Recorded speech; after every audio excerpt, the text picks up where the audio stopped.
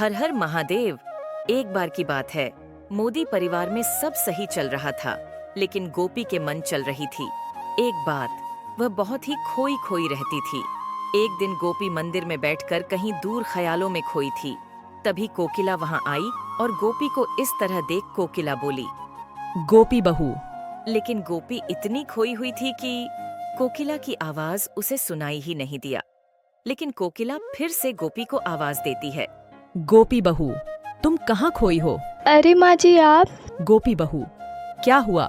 तुम इतना परेशान क्यों हो? माँ जी सावन आ गया है, मुझे जल चढ़ाने देवघर बाबा के धाम जाना है। तो उसमें परेशान होने वाली क्या बात है? अहम दिकरा को लेकर चली जाओ ना। पर माँ जी, अहम जी को कितना काम रहता है ना, वहाँ जाने से उनके काम का कितना नुकसान होगा। हाँ, ये बात तो सही है। चलो गोपी बहू, मैं तुम्हारे साथ चलूंगी। क्या सच माँ जी? आप मेरे साथ बाबा के धाम जाएंगी? हाँ गोपी बहू। ठीक है माँ जी, चलिए तैयारी करते हैं। दोनों शिवजी को जल चढ़ाने के लिए देवघर बाबा के धाम जाने के लिए तैयार हो गई। फिर दोनों घर वालों से बात कर गोपी और कोकिला बाबा के धाम जाने के लिए तैयार हो गई और दोनों घर से निकल जाती हैं। में बैठे कर कोकिला और गोपी निकल जाते हैं।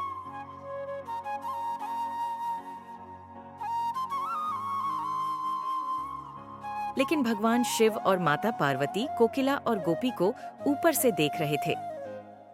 तब माता पार्वती जी ने शिव जी से बोली, स्वामी, ये गोपी और कोकिला देवघर आपको जल चढ़ाने जा रहे हैं।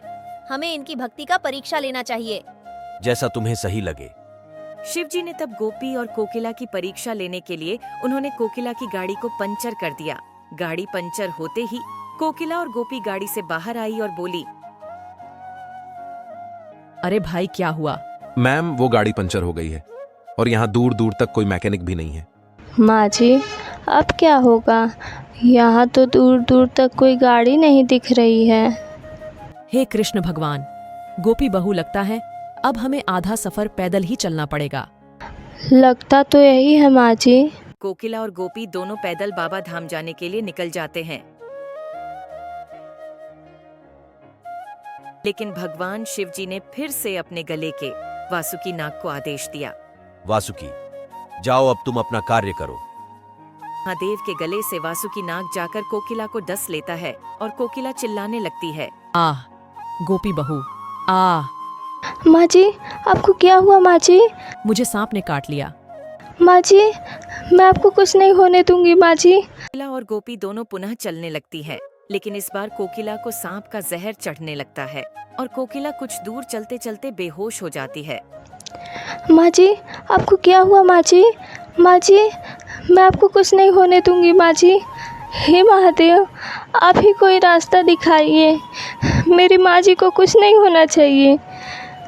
तभी गोपी को एक ठेला गाड़ी देखती है और कोकिला को ठेले पर रखाकर गोपी कोकिला को लेकर बाबा के धाम जाने लगी। अब गोपी वहां पहुंच ही चुकी थी कि गोपी की भक्ति की अंतिम परीक्षा लेने के लिए शिव जी ने नंदी को आदेश दिया और बोले, नंदी, जाओ अब तुम अपना कार्य करो। तभी गोपी के पीछे एक सांड पड़ गया और गोपी उस सांड को देखकर कोकिला को लेकर दौड़ने लगी।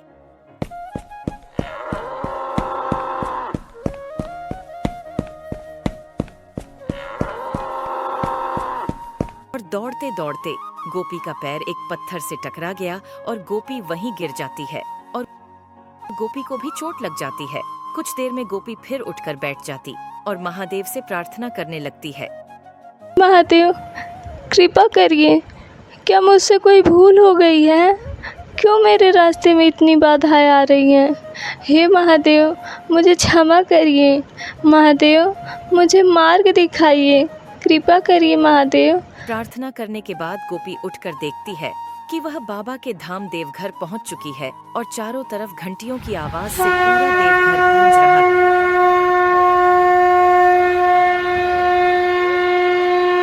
सावन लग चुका था।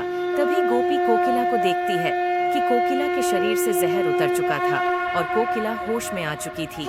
दोनों ने भगवान शिव की जय जयकार किया और शिव जी को जल चढ़ाया और फिर बाहर आई। आई तब उन्होंने देखा कि उनकी गाड़ी सही हो चुकी थी। तब कोकिला और गोपी